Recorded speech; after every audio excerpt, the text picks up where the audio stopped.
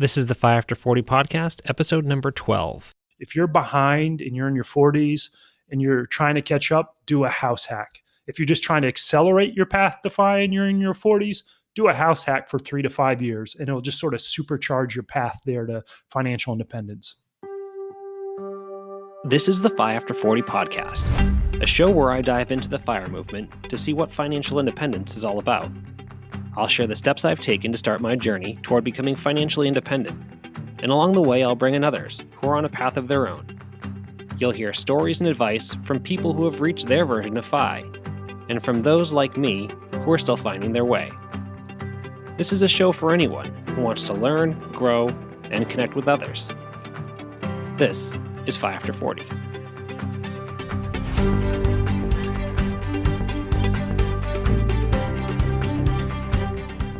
Hey, what's up, everyone? This is Ben, and you're listening to the 5 After 40 podcast, episode number 12. Today, we dive into the world of real estate investing on the show. It's a topic that I've been interested in for quite a while now, so I brought on Andrew, who's the host of the House Hacking podcast. He also has a blog that's focused on reaching financial independence through real estate investing, and that's called FI by REI.com, REI standing for Real Estate Investing. So I think this topic is really super helpful for pretty much anyone who's looking to make a change with their finances. So what Andrew does is he walks through 6 different ways that you can house hack. And for those who have never heard of that concept before, he does explain exactly what that is and why it is such a valuable approach for people who are trying to reach financial independence. So really, this episode's loaded with helpful information. I think you're going to get a lot out of this. A quick reminder before we get started, if you're listening on Apple, I would love a rating and a review. It really helps other people find the podcast. If you're listening on another podcast service, I know sometimes it's hard or impossible to leave reviews or ratings. So really, if you can just share it with somebody who you think would enjoy the show, that helps to spread the word quite a bit, and I would really appreciate that as well. Also, you now have the option to support the podcast with a small monthly donation. So if that's something you're interested in, you can find the link in the show notes. You can go to anchor.fm/FI After 40 and look for the support button. Before I jump into the episode, I want to take a quick second to read part of an email that I received from another blogger. It was really cool. It kind of blew me away. It was sent by Steven, who has a blog called frugalwander.com. He's from the UK, and he lives with his wife in Australia. And it's just one of those emails that really reminded me exactly why I'm doing this podcast and blog, and that's to inspire people and to hopefully drive some change. And his email wasn't as much about making any changes regarding financial independence. He's already looking at some of that. It was more in regards to actually having a blog. So he kind of opened up the email. I won't read through the whole thing, but he did open up by just kind of summarizing his story and why he started writing a blog. And then he jumps in with this. I'd been feeling that there was almost nobody else starting out with a blog these days, and a lot of times my enthusiasm wanes. But when I discovered your site via Instagram, it really picked me up, and I saw that there are in fact other people out there who are starting new blogs. While everyone's situation is different, what also grabbed me about yours is the age aspect, as I'm turning 40 in a matter of months, and I'd even considered bringing the number 40 into the blog name too. Either way, it seems like everyone else was well established and had been around for years, so it was refreshing to be able to tell myself, hey, I'm not the only person who's only starting in 2020, and also at a similar age with similar goals, etc. You motivated me to find someone like yourself who seems to be new to blogging. So I just wanted to give Steven a shout out and plug his blog, which is excellent. So I'll put the link in the show notes. And again, it's just a cool reminder that you can connect with people all around the world and that we've all got things in common. And it's also awesome to be part of such a supportive and encouraging community, not only within the FI community, but also within just the blogger and podcaster community as well. So if you want to reach out to me with any thoughts or feedback, you can always get me on social media. I'm at FI After 40 on Twitter, Facebook, and Instagram, or you can reach me through my website, which is fiafter40.com. So with that, it's time to jump over to the interview, and I hope you enjoy. So today our guest is Andrew, host of the House Hacking Podcast and the website Fi by REI. I'm really excited to talk through pursuing financial independence through real estate investing, and in particular, the focus on house hacking. So, Andrew, thanks so much for coming on the show. Yeah, Ben, thanks for having me on. I'm excited to talk with you. And I love this concept of your new show, FI after 40. A lot of folks made mistakes in their 20s and 30s and now trying to focus on turning their financial life around in their 40s. So I think it's really going to resonate with a lot of folks. Yeah, for sure. And I think real estate is a great way for people to make up some ground pretty quickly. So we'll definitely dive into that. It's a topic that I've been really interested in the last year or two. So I'm excited to talk through that. But let's start off with some of your background, kind of what got you invested into real estate to start with. Yeah, it was really sort of by accident. Here I was, going way back, thinking about high school period, almost 20 years ago. I was the student that if I liked the class, I got an A. If I didn't like the class, I got a D. I did just enough to get by. Hmm. So I never did the traditional 4-year undergrad route. And what ended up happening is I ended up in the mortgage banking industry. And here I was at 20 years old, making really great money. And I realized all these other people are buying houses. I'm paying rent. And these people I'm doing loans for are getting houses and having mortgage payments cheaper than I'm paying on rent. So this thing just all of a sudden clicked where, okay, I need to buy a property. And at 20 years old, I bought my first property and did what was sort of a house hack. Sort of jump forward about 6 years later after, my mid 20s, going through a bad breakup. All of a sudden, I realized I'm making good money. I hate life.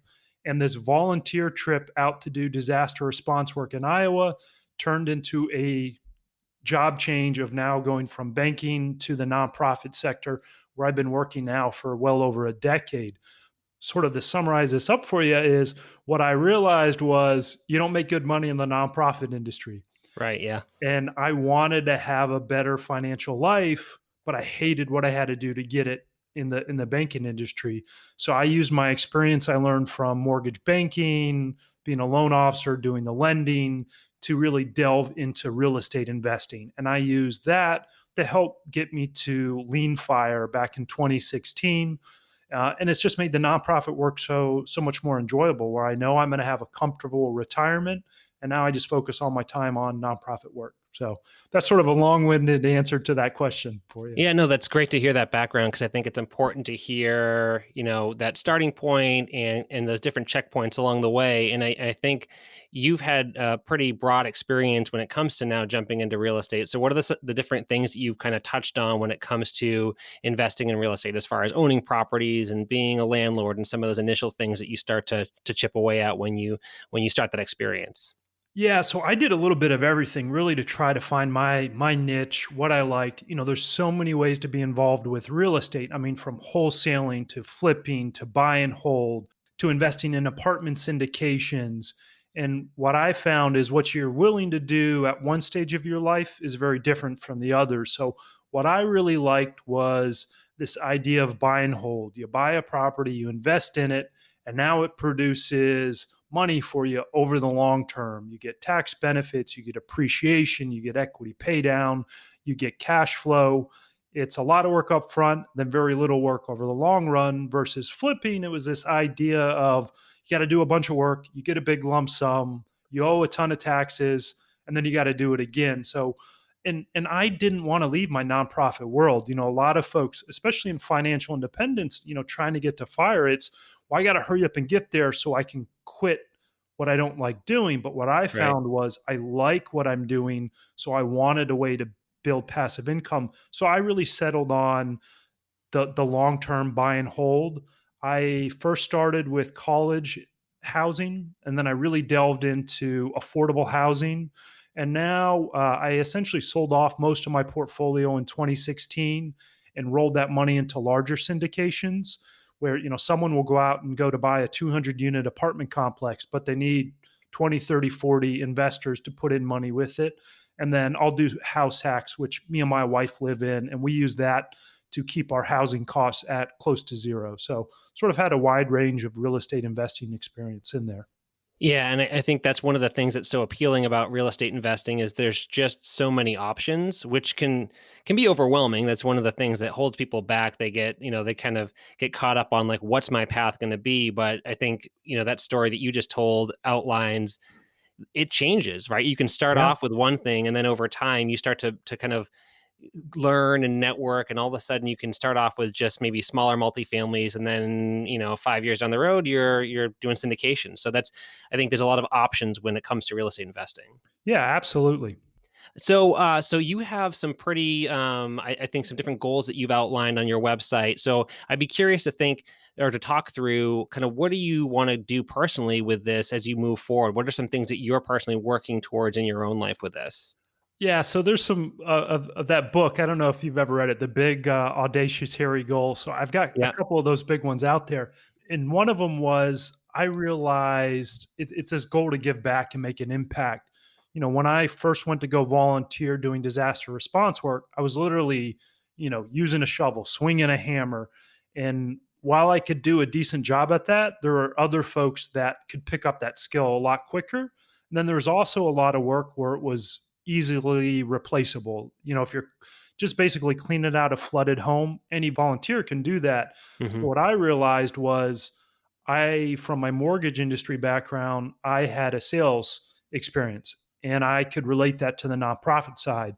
And a lot of folks hate fundraising and hate sales. And I said, I actually don't mind this, finding folks that want to make a positive impact and connecting them to nonprofits that can make that impact in their community. This seems amazing. And I turned out I ended up being really good at it. So I set this goal out there of, all right, if I'm going to do this fundraising work, could I set a goal of raising $25 million dollars for nonprofits?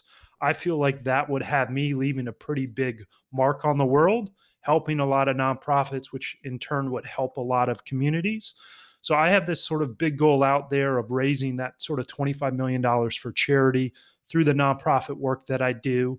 And then the other side of it on the real estate side was, and this is contrary to a lot of folks, when you start off in real estate investing, it's, well, I got to get to 10 units, then I got to get to 50, then I need 100, and then I Hmm. need 1,000.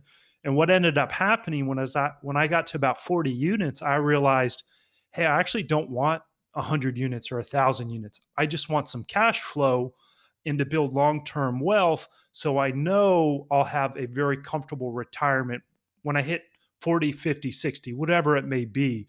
So my goal then quickly shifted from having that 1,000 or 100 units to, let me just produce enough cash flow where I can live comfortably. So that mark is what some folks consider like a fat fire, where if my wife and I who love travel want to fly business class for our big trip every year, we could go do that and it doesn't Hmm. hurt the bank. Where, if my friend's doing a fundraising page for his favorite charity, you know we're not throwing in $5, we can throw in $100 or $250 just to have a little bit more comfort, on that side of it. So those are our sort of two big goals out there of charity. Then on the real estate side, we also have this really unusual one.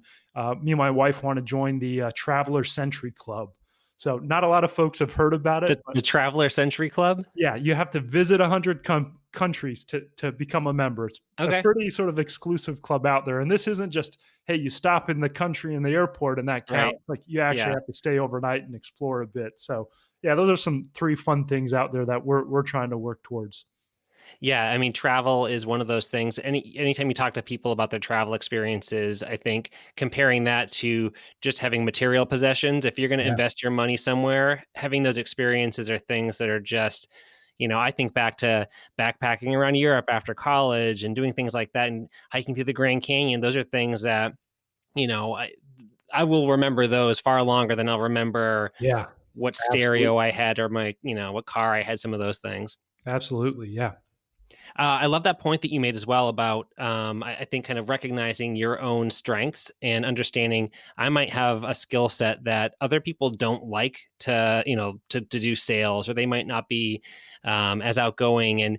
And so I think that's a concept that people really can start to think through is when it comes to stuff, especially with real estate investing, there is a lot of partnering with people and recognizing, hey, I can bring this to the table and this other person can bring this to the table, and together we can maybe achieve some things that individually we wouldn't do because we've got different personality types. And so there's definitely a sense of networking and working together and partnering. And I don't know how much you've come across that on your side, but I feel like that's a common topic I've seen with real estate investing. 100%. I've gotten referrals from deals from other investors where it didn't fit their niche or their criteria. I've gotten referrals from property managers, friends, family. And then, so networking and building quality relationships is a huge part of it. And then one of the other things, people always say, oh, I never want to be a landlord because I don't want to fix a broken toilet. Hmm. I have never had to fix a clogged toilet. Right. There's so many things that you can outsource and you can delegate to plumbers, to property managers. So that it's this, I love real estate because it's this really cool way to make an impact in communities. You can help improve that rundown building, help make a neighborhood a little bit nicer. You can produce a good return. You can give people a nice place to live. So it's just this, to me, it's a great way to invest and help build your financial future. Yeah, it's kind of a win-win. You're like you said, you're helping the community, you're providing a place to live for a tenant, you're improving your own financial situation, you're learning skills along the way. So it's really there's a lot of positive outcomes that come from this kind of endeavor. So yeah, let's jump over. I'd love to hear your take on some of the kind of basics of house hacking, and kind of what that general concept is, and where people can get started with it. So why don't you walk us through some of those basic kind of different ways that people can look at house hacking, and what that concept really means? Yeah, so the basic concept of house hacking is pretty simple. It's this idea of let me make a slightly different choice with my housing to reduce or eliminate my housing costs. In the US, on average, the average household spends 30% of their budget for the housing costs. So if you're trying to get ahead financially, whether you're behind and you made mistakes in your 20s and 30s, and now you're trying to play catch up in your 40s, when you're spending a third of your income on housing, it makes it really hard to do a lot of other stuff. So if you can cut that in half or even eliminate it, now all of a sudden you have all this extra money to rapidly pay down debt, to max out retirement accounts, to use for other investing in real estate. So it's just this idea of let me make a different choice in my housing for a short term or long term, however you want, to help me get ahead financially. And then the very sort of basic style, there's sort of 6 styles out there of house hacking. So they're the room rental, the small multifamily, the accessory dwelling unit, the income suite, the work provided housing, and then the last is this sort of live in flip. So most folks are familiar with that roommate style. It's where you buy a big house, you rent out your rooms. This is great for that younger professional or the folks that are single. It's hard to get your wife and your kids to move into a big house and rent out the rooms. Yeah. And then, the live and flip is sort of on the other really big extreme where you're living in the house, doing the renovations while you're living in it. And while you're not necessarily offsetting your income in a normal sense, you get to write off that expense, all those costs when you go to flip the property. And then there's all these different ways in between. But those are the sort of 6 main styles. And I'm happy to dive into any of those. Yeah, and I think it's what's great about this is having these different options. I think the kind of the point you're getting at there is that everyone's at a different place in life. You might be married, you might be single, you might have kids, you might have an in-law. There's all these different kind of situations at different points in life, and so what people might initially think of real estate investing is I need to go buy this property and then manage it, when there's other ways you can go about doing this. So depending on the layout of your house, it might be really easy to convert a basement into a room rental that you're never going to see the person, and it's not going to really have a negative impact on your day-to-day life. So I guess maybe talk through some of those initial ones that you've seen, like room rental, for example. How can someone get started with doing something if they wanted to add either a room to their house or maybe an additional unit, the accessory dwelling unit, looking at having that as kind of an on property to their current Yeah. existing living situation? Yeah. So if you're in your current housing, look for ways to modify it, right? So some folks can say, look, I just don't want to sell my house. We're in a school district with kids, or I like the location that I'm in. So part of, the 2 main styles of house hack that fit with that are this ADU, accessory dwelling unit, and then adding on an income suite. So in the Midwest and up north, tons of homes have basements. So is there a way you can convert that basement into an income suite? Or maybe you have a guest house, pool house on the property that you could maybe convert into a sort of studio apartment. Or is there a mother-in-law suite that you could sort of segment off so it's got its own entrance and you're adding this income suite? So maybe you had a mortgage of $1,500 a month. You spend 10 grand renovating this space into a little income suite, and now you're getting $750 a month. It's not a ton of money, but all of a sudden you just cut your housing costs in half. That $750 a month now lets you max out an IRA and have a little bit of money left over. So it gives you this way to help play catch up. The other one is if you've got maybe a little bigger piece of land, could you build a detached garage and build an apartment above it? Or maybe you Mhm. have that detached garage and you can add an apartment above it. And that's sort of what a lot of folks call an accessory dwelling unit. And you're looking at adding this additional space so you can have some, basically turn your property into generating some income, which then helps you offset some or all of your housing costs. Yeah, I think that's the key to think about with this is it might not necessarily be a situation where you're going to have your whole mortgage covered by having an additional unit or renting something out. But if you're like you're saying, if you're able to cut your expenses down by $500, $800, $1,000 a month, there's just think of how much you can do, whether it's paying down debt, investing it. There's so many different options you have once you've got that additional cash flow in your budget that, in it again, it may not have a real significant negative impact on your day-to-day life as far as managing those properties. So those are great options. What about small multifamily? So what kind of qualifies as a small multifamily unit? Yeah, so small multifamily is a 2 unit, 3 unit, or 4 unit. So a double or a duplex, a triplex, or a quad. And the real key here is small multifamily because once you get to a 5 unit property or bigger, it's considered commercial financing. It's a commercial property and requires that commercial financing, which changes the structure altogether. So maybe you're in your 40s or your 50s and you've got cash that you can use for a down payment on a property. If you were to go buy that commercial property or even a true investment of property, most of the time you got to put 20 to 25% down. The beauty of house hacking is, and especially if you do a small multifamily, 4 units or under, is that requirement for that down payment isn't as big. And you generally get better financing terms on a property you're going to live in versus a true investment property. So that small multifamily is 2, 3, and 4 units. And, if you're here in your 40s and you're saying, like, I got to fix my financial situation, I'm willing to sell my current house, or if you're renting, start looking for that small multifamily or look for that property that has a garage, a detached garage and apartment, or look for that property that has that basement that could be converted. And it gives you a really good way to say, I'm willing to change my housing situation. That's what you want to start looking for, is those properties that's that small multifamily or that has that accessory dwelling unit or has that income suite that can be created. So a lot of people, when they think about investing in real estate, it goes back to that initial 20-25% down payment that you mentioned.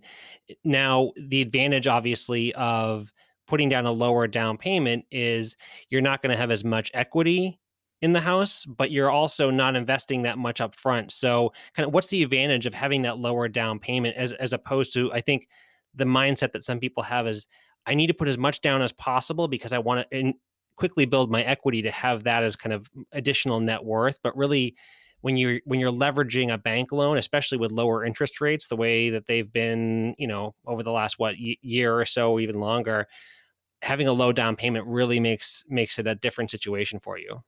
Yeah, and part of this is that there's several different mindsets in the sort of financial independence community. Do I want to be 100% debt free, or do I want to have debt on assets that produce income? That way, I'm using leverage. So you got to figure out what your mindset is, and maybe you even say, "I'd love to be 100% debt free, but I'm in the hole right now, and I'm in my 40s."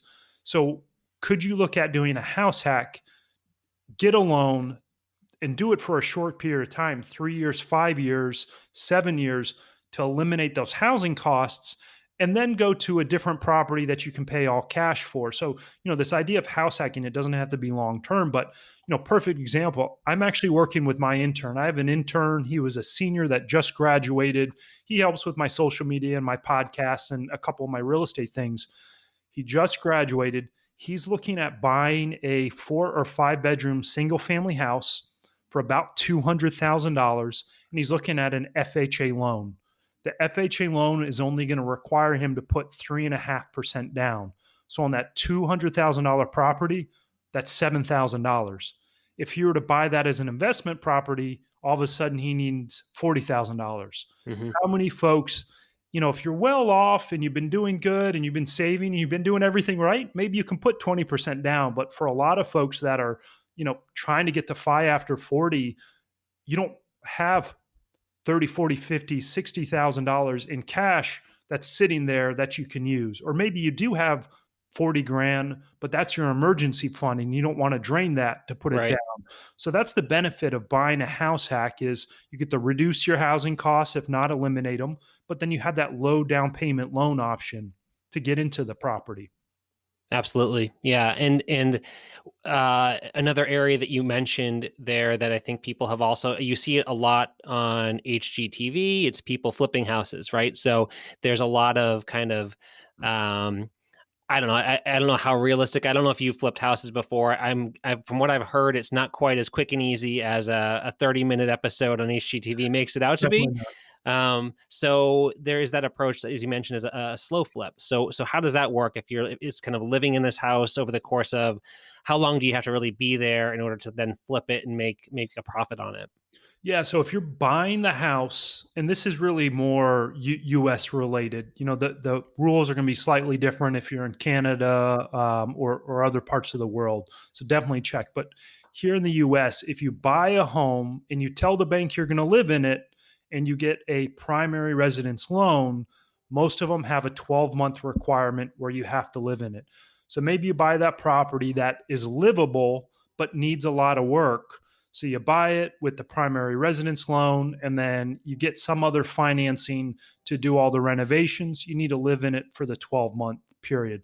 And one of the other things, and this is really US related as well, if you sell a property and you've owned it for less than 12 months and it's considered an investment property, you got to pay your ordinary income on those gains. Versus if you have it for more than 12 months, it's capital gains. So if you're doing that live and flip, that's something you should really research. But for most folks, you don't have to worry about those tax consequences when you live in it and then turn around and sell it in that shorter period of time. Yeah, and there's so many regulations, and like you're saying, it depends on the country, it depends on the state.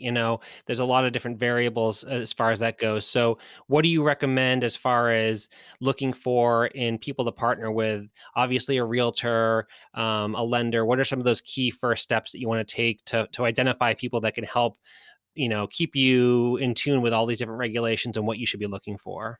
Yeah. So generally, I say don't go tell an insurance agent, your loan officer, and your real estate agent you're going to house hack. Most of them have no idea what it is, and Right. then they're all of a sudden going to think maybe you're trying to do a true investment property, and you're not planning to live in there immediately. So now, if you find someone through like an online blog that is a real estate investor and they're a realtor, they might get the concept of house hacking. So that would be one of my first things to do is try to find a realtor that is also an investor, so they'll understand the concept of house hacking. They might not be an expert at it, but now all of a sudden, they're not going to give you strange looks when you're saying like, I'm actually looking for a 5 bedroom because I'm going to house hack and rent out the other 4 bedrooms to all my buddies. So that way I have zero housing costs. Right. Most realtors might look at you and say like, what are you trying to do? Or like, you're trying to have an income suite. It doesn't quite click. So that's probably the first place to start. And then a lot of times, if you find that good realtor, they've got the relationships for you with insurance agents, loan officers, banks, so they can sort of help open that up. So if you can spend the time finding that one good realtor, they'll have several people that they built a relationship, and that's sort of the shortcut. Instead of you going out and trying to meet people and build a team of 4, 5, 6 different people, find that solid realtor, and they've got that team already set up to help you. Yeah, that's something I think can be kind of overwhelming. I know that I've listened to a bunch of audiobooks and read different blogs, and it talks about kind of building a team and having this army of people working with you. And that's a tough step, I think, to take when you're first starting off if you're not familiar with the ins and outs of real estate investing. So yeah, I think from my experience, if you find a realtor that has that understanding of what you're trying to do, and be clear up front, make sure that they know what your goals are, because the worst thing to do is to have your realtor on one page and you're on another one, and if you're not communicating about what you're really looking for, you just feel like you're spinning your wheels and you end up missing opportunities because of how quickly things are turning around these days. Yeah. One other comment about building a team. If you're going to be the size of the team that you're going to build is very different if you're just trying to do a single house hack or maybe do a second house hack versus if you're trying to become a bigger real estate investor and you're going to use house hacking to dip your toe in and get an understanding of it. And then you're going to try to add and grow and do multiple flips and get to 50 or 100 units or 1,000 units. You need that bigger team on your own. But in reality, if you're just going to do a house hack, there's nothing wrong in my world, if you want to do a house hack to supercharge your path to FI or to help you if you're in your 40s catch up and get it back on track financially, use the house hack and then never invest in any real estate again. That's completely fine, but your team that you would need is going to be a lot smaller. Really, you're only going to need that realtor for when you buy that house hack and then when you potentially sell it. You're only going to need that insurance agent to really set it up. And if they're good, you reevaluate every year. The team you'll want to build is a property manager if you want to outsource property management, and then one or two good maintenance guys. You want to know a good plumber, a good electrician, a good HVAC, and someone that can do some general handiwork if you don't want to do that. But for the most part, that's really the small team that you need if you're going to do house hacking and never want to do any more real estate investing outside of that. And it's not something that you necessarily have to know up front. I think just taking that first step, it's that hesitation that people run into, that you hear about, analysis paralysis. If you're trying to think about your 100th property when you haven't started yet, that can put up a wall, because you may never take that first step because it Yeah. just gets too overwhelming to think about all those additional things. So it's definitely something that you can kind of iterate over time. You can build on it if you choose to, but you may just find that just having that first property makes enough of a dent in your expenses that you're able to now achieve some other goals, and you might end up being fine with just that one property, like you said. Yeah. So when you talk about people kind of learning these different methods and kind of educating themselves, what are some kind of recommended resources that you might have as far as reading up on it, or kind of listening to? Obviously, you've got a podcast; it's a great resource, so recommend that first off. But what are some kind of general resources that people might get into just to get themselves acclimated with real estate investing and house hacking? Yeah, the go-to place is Bigger Pockets. I mean, they're the biggest place out there for all things real estate investing. You can go onto their forums and, go down that rabbit hole and you'll come out a week later. That's probably the biggest, greatest resource out there. And then there's a lot of other niche real estate investing shows out there. So if you're military or a veteran, there's some really great shows out there, like from military to millionaire David Pierre. I've had him on my show. He's a real estate investor on the military side. So try to find a niche that it's someone you could relate with if you're trying to invest in real estate full time. There's a million real estate related podcasts out there. So if you're trying to do wholesaling, find a podcast that's really specific about wholesaling. If you're trying to do flipping, there's tons of great shows out there that talk just about flipping. And the big thing I say when I have friends that come to me and say, I want to get into real estate investing, I'll always say, great. Well, like, what do you like to do? What are you comfortable with? And then use that to figure out your real estate investing niche. So, if you don't like talking with people, you don't like the sales side of it, you probably shouldn't do the front end of flipping or do wholesaling. Because if you're doing that wholesaling and flipping, you got to negotiate with sellers to sell their property at a discount. There's Mhm. a lot of upfront stuff. So maybe you're a buy and hold person and you put in a property manager in place so you never have to have that face-to-face interaction. So that, Bigger Pockets is my default go-to. And then I say, find shows and blogs about the specific niche that's going to fit, you and your values and what you're trying to accomplish. So with your show that you've had on for a little while now, what are some of the things that you've learned from people, and that it must be pretty cool to hear all these different stories about people that have found their path to house hacking. Yeah, and I'm in the middle of doing my fourth house hack. I've had all these friends that come to me, and there's sort of two groups. They'd say, "I want to learn about real estate investing. Where's the best place to start?" And I said, "Do a house hack. That helps you learn about buying a property, working with insurance agents, managing tenants, property manager, maintenance requests." And then I've had this other big group of folks that say, "I just want to get ahead financially. How do I do that?" And hands down, I say, do a house hack, eliminate that 30% of your budget that's going towards housing, and now you can reallocate it. So that was my drive for doing on the show. And what I just really loved was I personally felt you could house hack anywhere, but I was still a little unsure about it. So my whole first season is 20 episodes and one bonus episode of real life house hackers going through those six styles.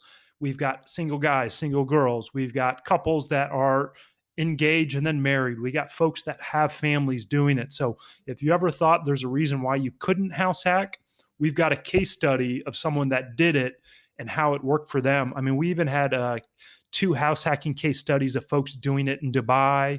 So, I mean, we've got amazing case studies that really show you can do it in New York to Chicago to low cost of living areas like the Midwest. Doesn't matter your situation. There's a house hacking style that fits for you, and you can really use it to get ahead financially. And that's what I really loved from doing all those episodes was hearing their stories and the challenges that they went through and the successes that they had and how house hacking sort of helped shape their financial picture. From all the different stories that I've heard, it rarely is just a breeze. That there's always going to be these challenges and things that you overcome and learn along the way. But I feel like if you're just looking for an easy path, you're probably never going to find that anywhere. So Yeah. if you want to make some changes in your life, you're going to have to face some challenges, and there's enough examples out there of people who have overcome those and learned from them, and it didn't mess everything up for them. So it was a worthwhile challenge, and again, you come away with all these skills that you can then decide to move forward and expand, or you might just be happy with what you have, and at the end of the day, it's a challenge worth addressing. Absolutely. So I guess just one of the last things to touch on is are there kind of general numbers or rules of thumb that you look at when people are starting to evaluate properties, and just some kind of general advice as far as financially, how do you evaluate things, and what are you looking for with the numbers when it comes to investment properties? Yeah. So part of it is you need to know what your end result's going to be with your house hack. So some folks are going to buy a house hack and wanted to turn it into a long term investment property. So if that's your goal, you need to meet some certain criteria. So, the main rule of thumb, folks, is the 1% rule. So if I buy a property for $200,000, I should be getting $2,000 a month in rent. That's a very standard rule. But I'm a big advocate of saying if you're buying this property to house hack in it, it doesn't, and you're going to sell it when you're done, it doesn't necessarily have to meet the traditional investment rules. What you want to look at is if I'm paying $1,500 in rent and I can buy this property and house hacking it, make my housing costs cut in half to 750, I have a savings. It might not work as a long-term investment, but over the period of the year of me holding it for 3 years, 5 years, 7 years, it helps me save. So what I always tell people to do is when they want to look at analyzing a property, look at it and then look what it rents for. There's a million mortgage calculators on there. So if it's a $200,000 property, you can say, let me plug in the mortgage calculator. It'll come back and say, here's what your mortgage payment would be with taxes, insurance, mortgage insurance, depending on the down payment. And then you take that and then you go use a tool like Rentometer to see what spaces rent. So if you're going to rent a room, maybe you look on Rentometer for what studios are, or you go to Craigslist and say, I want to find people that are renting rooms and what do rooms rent. And that gives you some idea of like, oh, I've got a 4 bedroom. I know most rooms in the area rent for $600. So if I'm renting three, $600, I should get an 1,800. My mortgage payment's 1,500. That's a win for me. Or if you're going to go buy a duplex, live in one half and rent the other, and the other side's a 2 bedroom, 1 bathroom, you can put that address in Rent-A-Meter and say it's a 2-bedroom, and Rent-A-Meter will come back and say, here's the rent range, here's the average, here's the median. And that lets you figure out of like, oh, here's what I can rent it for. And then you have this idea of what you can bring in for rent and what your mortgage would cost, and then compare it to what you're paying right now for housing. And if you're saving money there, then you want to dive in a little bit deeper. But that's the rough way you want to run those numbers. Yeah, and I think that's another one of these advantages with house hacking is you don't necessarily need to probably follow the breadth of all the rules. If you're just buying a 4 unit just to rent it out and you're not going to live there, you're probably going to focus a little bit more on cash flow and return on investment as far as cash on cash. There's a lot of numbers that you can crunch with that. If you're buying a place that you're going to be living there, it kind of simplifies it a little bit because, Yeah. like you're saying, you don't necessarily have to make this really specific percentage. It's really more what's your comfort zone. How much do you want to cut your cost of living back by? So you might be able to be a little bit more flexible with the type of property that you look at, and you're still going to be better off in the end of it. Yeah, absolutely. Great. So this is really good information. I will definitely link to some of those websites that you referenced in the show notes and some of the articles that you've posted on your website, so people can go through and read in a little bit more detail some of the steps that you've outlined there. But I just want to wrap up with kind of a last overview of what advice you would give generally to somebody who's trying to play catch up, like we've talked about. They're trying to get started later in life and achieve financial independence. What's your general advice to someone in that position? Simple, do a house hack, right? I mean, if you're behind and you got to pay off debt, if you can go do a house hack and save $1,000 a month in your budget by reducing your housing costs, think what that $1,000 would do. I mean, that's 12 grand a year. If you've got student debt, that would wipe that out really quick. If you've got a big car loan that you bought, that would help you wipe it out really quick. Maybe you're just neutral and you're trying to get ahead. That house hacking of $1,000 a month in savings lets you now put more money into your 401k if you have it at work, or max out an IRA and have money left over to put into a brokerage account. You can invest in Vanguard funds or Fidelity funds. So if you're behind and you're in your 40s and you're trying to catch up, do a house hack. If you're just trying to accelerate your path to FI and you're in your 40s, do a house hack for 3 to 5 years, and it'll just sort of supercharge your path there to financial independence. Awesome. That's great advice. Andrew, if people want to follow you and learn more about what you're working on, where can they keep track of what you're doing? Yeah, the two social media handles are Fibrei, Fibrei, and then the other set is the House Hacking Podcast. We've got those for Facebook, Instagram, Twitter, pretty much everything. Awesome. This was great. A lot of great information. I'm so glad you came on and appreciate you taking some time to talk to us about real estate investing and house hacking. Yeah, no problem. Thanks for having me on, Ben. It was a blast. What a great conversation with Andrew. I'm so glad that he came on the show to talk through house hacking and just share his expertise in all things real estate. It really rekindled my own personal interest in pursuing a rental property. It's something I've been thinking about for quite a while. I've mentioned it a few times, both on the podcast and through my blog. And really through this COVID pandemic, the real estate market's been kind of crazy. And so I'd stepped back for a while. But this has helped me to really rethink that and look at getting back into pursuing a situation where I can really improve my own finances and free up some money for all these other things, like he had pointed out throughout the podcast. So I think he has some amazing goals that he pointed out, things that he's working towards with raising money for charity. I think that it's amazing that you can see someone who's so focused on both setting up their own financial success, but also looking at charity and helping others along the way. And it's just a great combination. Again, really inspiring what he and his wife are doing. So I hope you got some tangible takeaways here and potentially have some strategies that you can implement in your own situation to really improve your finances and potentially pursue having a rental property, whether you just keep it, to live in, or it's something that you can rent out down the road. There's lots of options that we talked about, and there's just so much more to learn. So definitely check out those other resources that we pointed out. And again, I'll put those in the show notes as well. So that's it for this episode. Hope you enjoyed it. Thanks for listening to the FI After 40 podcast.